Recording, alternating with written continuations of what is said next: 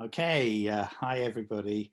It's great to share this important project with you. So this is the 10th year evaluation of the Chabdai Longitudinal Butterfly Research Project. I hope that's what you were hoping to come and see. Okay, this is very exciting for me.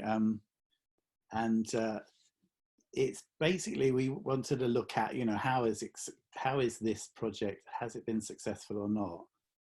And some of you might have seen Charlie Mackes's book, but in it, one of the questions that they ask is, what do you think success is? Asks the mole, and the little boy says, to love. I think that's really great. That's a really beautiful way to start this evaluation. So let's look at having an introduction and see how this project developed. So Chabdai currently has 51 members in their coalition. Of these, 15 members were involved in aftercare of butterflies research participants, and the work of members has dramatically changed over the last 10 years. Beginning in 2010, the data started to be collected from 128 survivors recruited from 15 NGOs. In 2010, NGOs were managing 13 shelters and 2 community-based programs. In 2019, they had changed over the years to be 1 short-term shelter and community program, 2 community-based programs, and 3 vocation training programs. So of the 128 participants, 80% were female and 20% were male. The original age at the beginning was between 6 and 30 years old. There were 72% who described themselves as ethnic Cambodians and 13% Vietnamese. And by 2018, 71% of the original 128 participants were still in the program. That's 70% of males and 68% of females.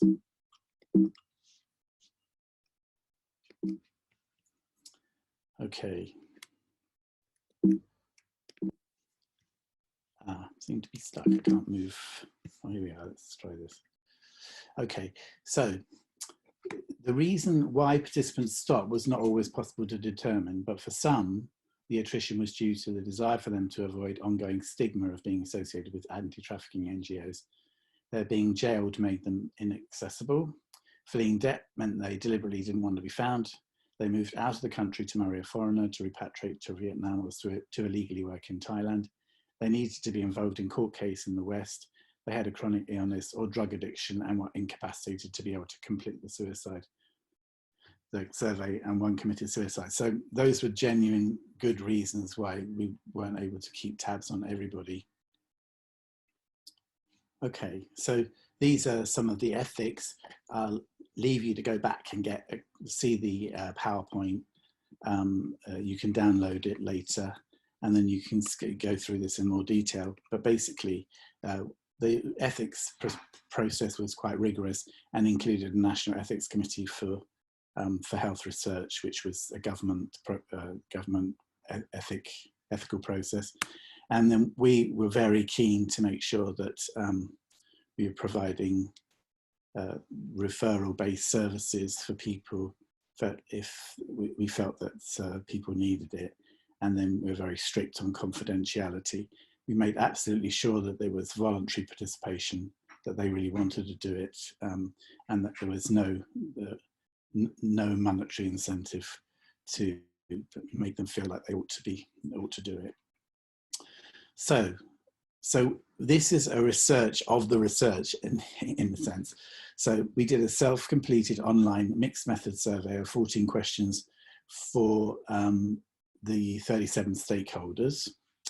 So this was put out there as an online survey, and we had stakeholders, quite a range of different stakeholders involved. And then the second thing was a self-completed online mixed method survey of 17 questions for all 10 of the research team members who've been involved in the study from the whole process from beginning. There was also a focus group discussion with the research team who was still working at the end of 2019. There were survey questions of 85 butterfly participants of their experiences of doing the research in the 2017 study. And then we emailed and questions and got responses from Helen Swan, and there was reading donor reports and other Chabdai documentation. So It's quite a lot of stuff to go through. So this was the designation of the stakeholders there. You can see we had everybody from those involved in research and advocacy, involved in shelter care, case intervention, education, prevention, and community aftercare. So a good range of stakeholders. When we asked them if they felt it was useful, most of them said it was very good, and some even said excellent or good. So very few said it was only of some use, and nobody said it was of no usefulness at all. When we asked whether they felt that their opinions had been valued, this was more mixed. So you had a great deal that is in green, a lot blue, a moderate amount yellow. There were some that felt it was either just a little bit or not at all in orange. So here are some of the responses from stakeholders on the impact. I got the opportunity to hear the voice from clients to improve services and internal strengthening capacity to work more effectively for rehabilitation. I learned about,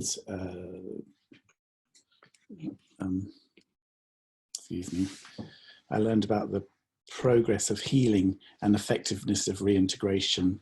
That was written by a counsellor, and to know what happened to those we serve can be very therapeutic, because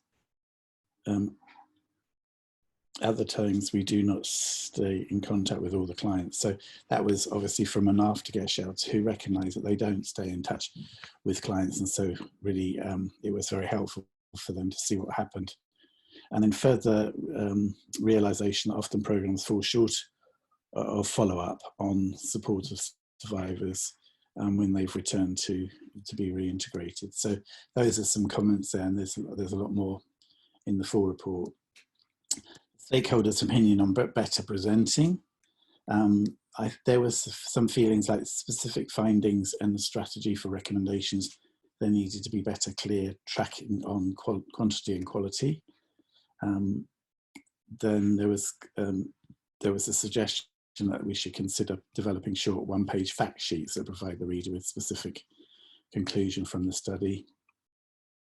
And then, to me, the information should be presented to the whole group, and then for more time for group discussion later on, so that participants in the information dissemination event can understand questions or contribute their understanding more onto the information. So those were some opinions. To be honest, I think a lot of that information was provided. Maybe they didn't necessarily always see it or have access to it until later on. So the researchers' opinion on recipients' experiences when they asked about how they considered respondents felt about doing the research. This was researchers' opinions, the researchers themselves, their opinion on recipients' experiences. 2 out of 10 said very positive, and 8 out of 10 said positive. So, you know, very good in terms of how they perceived it. And when asked if they felt there were times when participants got upset or angry, 3 out of 10 said yes. And when asked why about those particular responses, the response was, gives a good summary of what some of the responses. Some participants felt that they were forced to join the study at the beginning or during the first year of interview and recruited by their organisation because they didn't understand why they needed to join in the study. However, in later years, after a good relationship and trust with the research team, understanding about the research purpose and activity, they started to feel happy and privileged. Our research team tried our best to maintain a good relationship with participants, showing them respect and value for their decisions. I tried to explain to them about the purpose of the research project.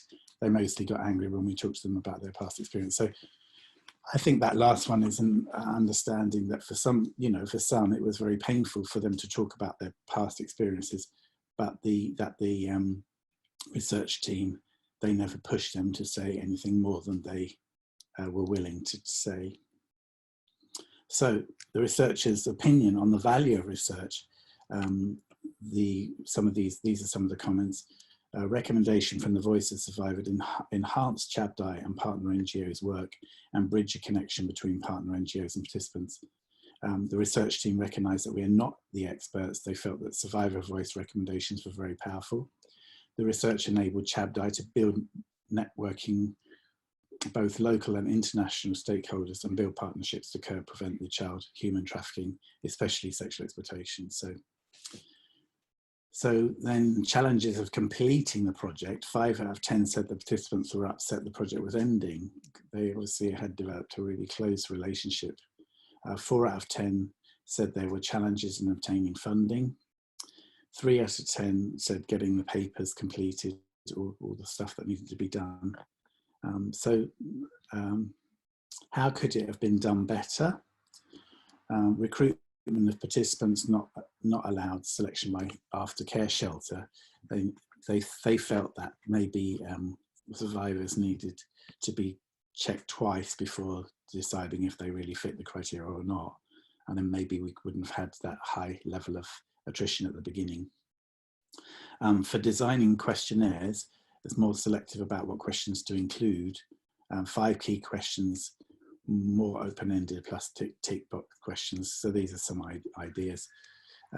We mustn't forget the purpose, to inform stakeholders to do better. So they need simple explanation and recommendations for local staff. And the research team needed better training in data analysis, not just management, critical thinking, report writing skills.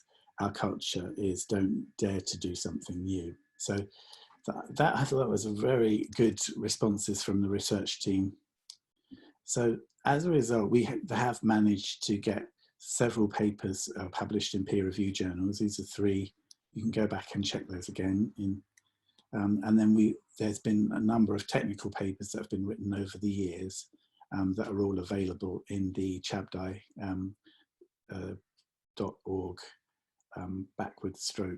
/butterfly website.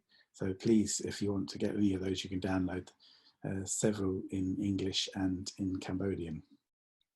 So did it achieve its objectives?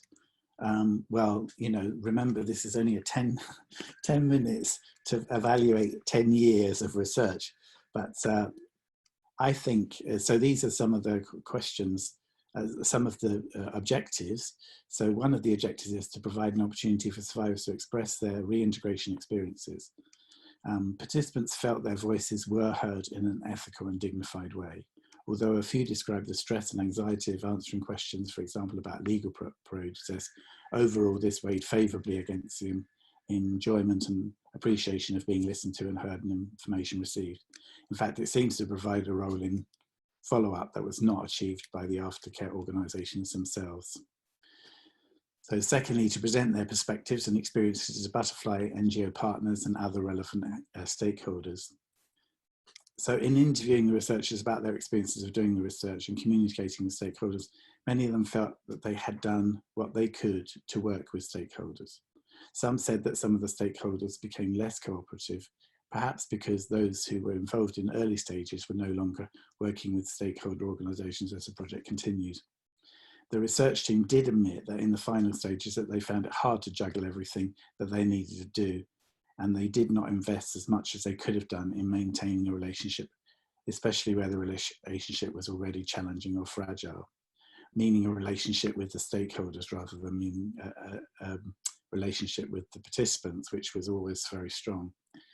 Mostly, stakeholders felt that the information they received was useful in the development of programs and policies, although the staff mostly provided opportunities for stakeholders to be involved in the process of the reports. This was not always taken up. So thirdly, the objective was to disseminate the research findings and lessons learned amongst mixed audience of practitioners, policymakers, etc. So there were interviews with stakeholders in which they were asked them questions around whether the research findings found that the data and recommendations did provide useful information for them. For example, for aftercare programs, were able to provide better care for survivors, policymakers could improve policy and programs, and researchers could use the information to build on more information. In addition to the broad lessons learned, specific confidential feedback was provided to partner organisations as needed and requested, e.g. where participants were experiencing bullying. So, looking at the future, it's of significance that a large number of participants were keen that their story was told so that others could benefit from it. Some specifically said they hope their story could be read by vulnerable young people so that they are warned about the dangers. I would like to suggest that although programs and policies have been changed to improve the lives of young people who are trafficked, that more could be done to use the data and stories to communicate to vulnerable young people. For example, an illustrated comic book with case studies, maintaining the confidentiality of the participants, of course, could be developed in simple to understand Cambodian language and distributed throughout high schools and with NGOs. It's of note to remember how stories have successfully been used historically to change racism and slavery, child rights, education and poverty. Of course, these need to be done sensitively and ethically, but Chabdai has been active participants in ensuring members use media effectively and stories that are told well. Okay, so thank you very much. This has been, it's a great pleasure to be involved in this, but I do need to tell you that I've been intimately involved in this from the beginning, that my wife was actually involved in developing it. So I can't be seen as to be completely objective. But anyway, I hope that's been helpful for you. And if you need more information, please don't hesitate to contact me. Thank you.